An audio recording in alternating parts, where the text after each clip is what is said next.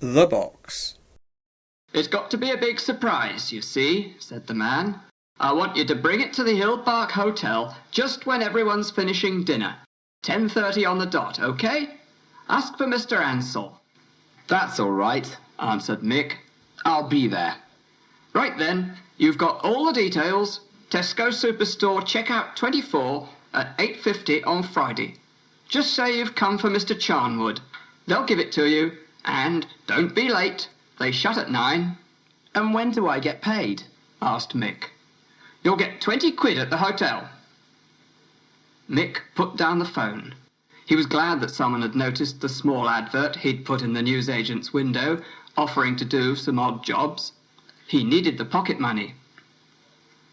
Sophie was not terribly excited when he told her about it. "But you said we'd go out to the pictures on Friday night." "There's nothing on this week," he replied. "And anyway, I could do with 20 quid. You can come too. It'll be sort of a night out." "Oh, Brill, a trip to Tesco's. You call that a night out?" "And 20 quid too. It's money for old rope." "Are you sure it's legal? Why didn't you get Tesco's to deliver it?" "'Cause they shut at 9, I suppose. That's fairly obvious, isn't it?" "Oh, well, if you've said you'll do it, then you'll have to, won't you?" "Of course. And anyway, if we get 20 quid, we can go for a pizza at Gigi's afterwards." "Oh, yes, let's." It was dark when they got to the superstore. Inside, the day's last few shoppers were wheeling laden trolleys towards the exits. Checkout 24 was closed.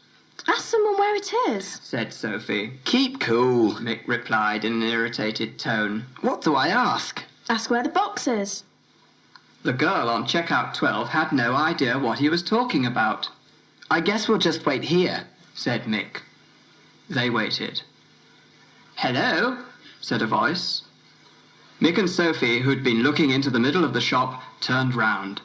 A young man in a white shirt was there, carrying a large box. "Are you looking for something?" "Yeah," said Mick. "Is that the box for Mr. Charnwood?" "Yes. You'll be careful with it, won't you? It's rather fragile, but it's not too heavy." "Thanks," said Mick. "My pleasure," said the man. "It's all yours." And he turned and walked away down the shop. "Maybe it's champagne," said Sophie, as they walked across the almost empty car park.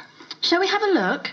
"Come off it. You can't undo all the wrapping paper. Besides, it isn't heavy enough." As they walked towards the bus stop, the rain began to fall.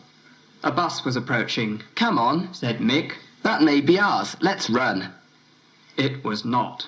"What a waste of effort," said Sophie, pushing the damp hair out of her eyes. "If we've missed it, we've got half an hour to wait." But at that moment the lights of another bus came into view, moving slowly towards them. "Come on, it's a 34. said Mick. "That'll do." The top deck of the bus was empty. They sat down in the seats at the front and looked out onto the wet street ahead of them. The pavements, so busy with life during the daytime, were more or less deserted. Outside a chip shop, a group of teenagers stood in the shelter of the building, their backs illuminated by the bright lights shining through the window. But the brightly lit windows of most other shops were showing off their contents to no one but a few passengers in passing vehicles. After the bus turned left into London Street, the pavements got darker as shops gave way to houses, their curtained windows hiding private worlds from the inquisitive looks of passers-by. There was less traffic, too.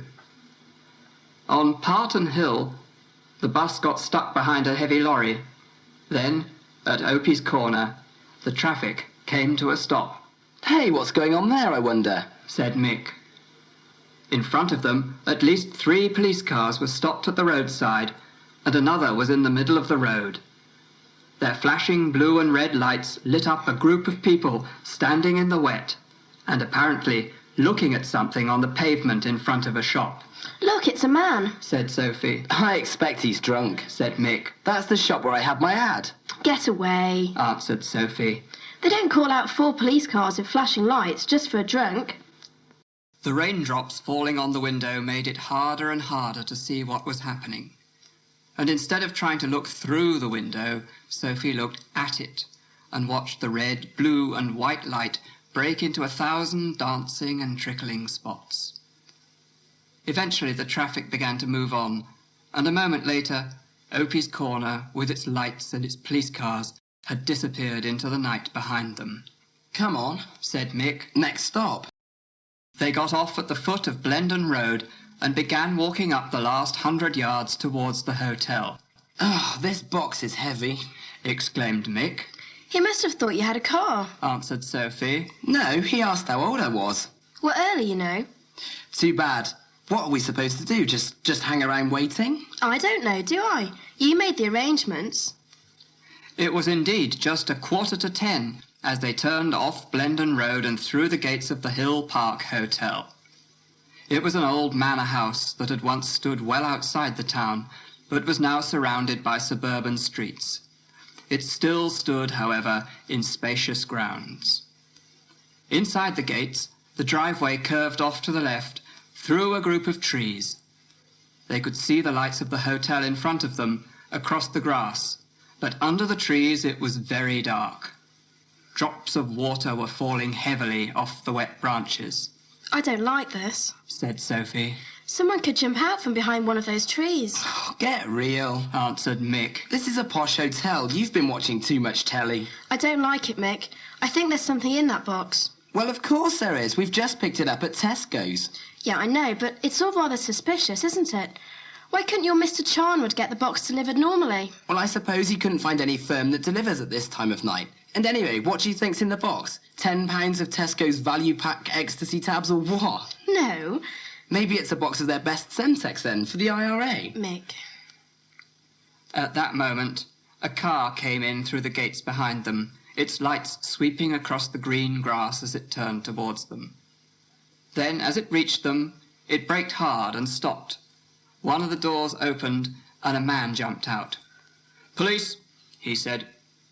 He was not in uniform. "What's that you've got there? Where are you going?" We're delivering it to the hotel. Said Sophie. "Is it yours?" No, Mick answered. we got it from Tesco's. It's for Mr. Ansell. "And who's Mr. Ansell?" We don't know. Said Sophie. We've never met him.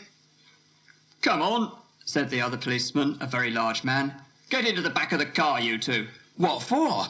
"Do as I say, please. We'll drive you to the door. And give me that box, will you?" Mick and Sophie climbed into the back seat. 30 seconds later, the car pulled up outside the hotel entrance. "Wait in the car," said the shorter of the two policemen. The big policeman said nothing as they sat and waited, but the wait wasn't long. In less than a minute, the short policeman was back in the car. "Right, you two," he said.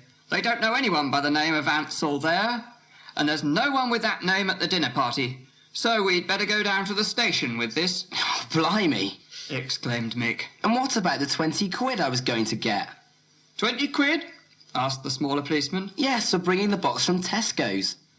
Well, we'll see about that later," said the policeman. "Where do you live, young lad?" Larkway Street, said Mick. just near Opie's Corner. "Oh, there, I know," said the policeman. "Well, we'll drop you off there now, and you can come in and see us at the station tomorrow morning, OK?"